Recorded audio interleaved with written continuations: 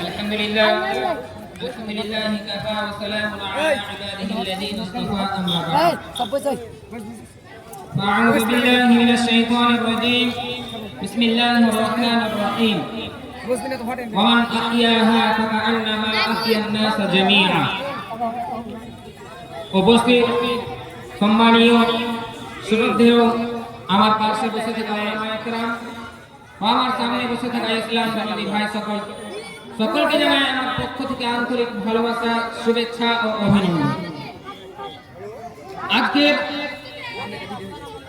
এই বাৎসরিক জালসায় আমার আলোচ্য বিষয় হচ্ছে স্বাধীনতা সংগ্রামে আলেম উলামাদের অবদান।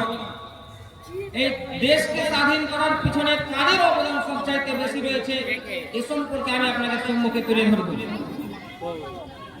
সম্মানিত উপস্থিতি, আজকালকে আমাদের দেশের স্কুল, কলেজ, ইউনিভার্সিটির ছাত্র শিক্ষকদেরকে যদি প্রশ্ন করা হয়, জিজ্ঞেস করা হয় যে এই ভারতবর্ষকে স্বাধীন করার জন্য কাদের অবদান রয়েছে, কাদের ত্যাগ এবং আত্মবলিদানে এই দেশ স্বাধীন হয়েছে, সকলে বলে উঠবে বিনয়, বাদল, দীনেশ, ক্ষুদিরাম, সুভাষচন্দ্র বসু, এদেরই অবদানে এই দেশ স্বাধীন হয়েছে। এখানে কোনো আলেম ওলামার নাম পাওয়া যাবে না, এখানে কোনো মুসলমান ভাইয়ের নাম নেওয়া হবে না। তাই প্রকৃত ইতিহাস থেকে কিছু তথ্যভিত্তিক আলোচনা করলে বুঝতে পারবে এই ভারতবর্ষকে স্বাধীন করার পিছনে কাদের অবদান সবচেয়ে বেশি রয়েছে। সম্মানিত উপস্থিতি, 1757 সালে সিরাজউদ্দৌলার পরাজয়ের পর ইংরেজরা ভারতবর্ষের উপরে আধিপত্য বিস্তার করে শোষণ, শাসন, নিপীড়ন, নির্যাতন শুরু করে।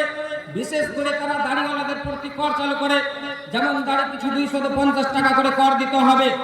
তাছাড়া তাদেরকে নীল চাষে বাধ্য করা হতো। এইভাবে বিভিন্ন অন্যায় অত্যাচার তারা ভারতবর্ষের মানুষের উপরে শুরু করে এবং তারা এও ঘোষণা করল যে ভারতবর্ষের মানুষেরা জন্মগত হিসেবে ভারতীয়, আইন কানুন, নিয়ম নীতি, কৃষ্টি কালচার হিসাবে হবে ব্রিটিশ ও ভারতবর্ষের মানুষদের আর ধর্মীয় স্বাধীনতা দেওয়া হবে না। সেই চ্যালেঞ্জের মোকাবিলা করতে বিশ্ববিখ্যাত পণ্ডিত, দার্শনিক, ভারত গুরু হযরত মাওলানা শাহ ওয়ালিউল্লাহ রাহমাতুল্লাহ আলাইহির সুযোগ্য পুত্র শাহ আব্দুল আজিজ দেহলভী রাহমাতুল্লাহ আলাইহি কোরআনের একটা আয়াতের দিকে লক্ষ্য করলেন যে আল্লাহ পাক রব্বুল আলামিন বলছেন, ওমান আহইয়াহা ফাকাআন্নামা আহইয়ান নাস জামিআ। অর্থাৎ যে ব্যক্তি একটি জীবকে বাঁচালো সে যেন পুরো মানব জাতিকে বাঁচালো। এই আয়াতের দিকে লক্ষ্য করে শাহ আব্দুল আজিজ দেহলভী রাহমাতুল্লাহ আলাইহি জিহাদের কথা উচ্চ কণ্ঠে ঘোষণা করে দিলেন।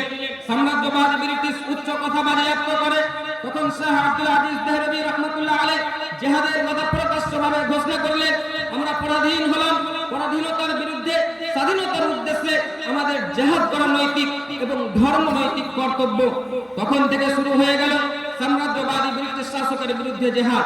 তাই 1857 খ্রিস্টাব্দে হাজী ইমদাদুল্লাহ মুহাজির মাক্কি রাহমাতুল্লাহ আলাইহির নেতৃত্বে মাওলানা কাসিম নানতবী রাহমাতুল্লাহ আলাইহি, হযরত মাওলানা রশিদ আহমদ গঙ্গোহী রাহমাতুল্লাহ আলাইহি, হাফিজ জামির রাহমাতুল্লাহ আলাইহি শ্রমিক বুজুর্গগণ সামনের ময়দানে সাম্রাজ্যবাদী ব্রিটিশের বিরুদ্ধে জিহাদ করে তাদের তোপ, কামান, অস্ত্র শস্ত্র ছিনিয়ে নিয়েছিল। তাই সেই সময় ইস্ট ইন্ডিয়া কোম্পানি ঘোষণা করেছিল যে সমস্ত মুসলমানের মাথায় টুপি পরানো, মুখে দাড়ি, পরনে লম্বা জামা, এদেরকে হলে ফাঁসির দড়িতে ঝুলিয়ে দাও। ওই সময় ব্রিটিশ প্রশাসন 1-2 সপ্তাহের মধ্যে 1 নয় 2 লক্ষ মুসলমান যাদের মুখে দাড়ি, পরনে লম্বা জামা, মাথায় টুপি ছিল, এদেরকে ধরে ফাঁসির দড়িতে ঝুলিয়ে দিয়েছিল। তারা 1864 খ্রিস্টাব্দ থেকে নিয়ে 1867 খ্রিস্টাব্দ পর্যন্ত 14,000 আলেম ওলামাকে ফাঁসির দড়িতে ঝুলিয়েছিল।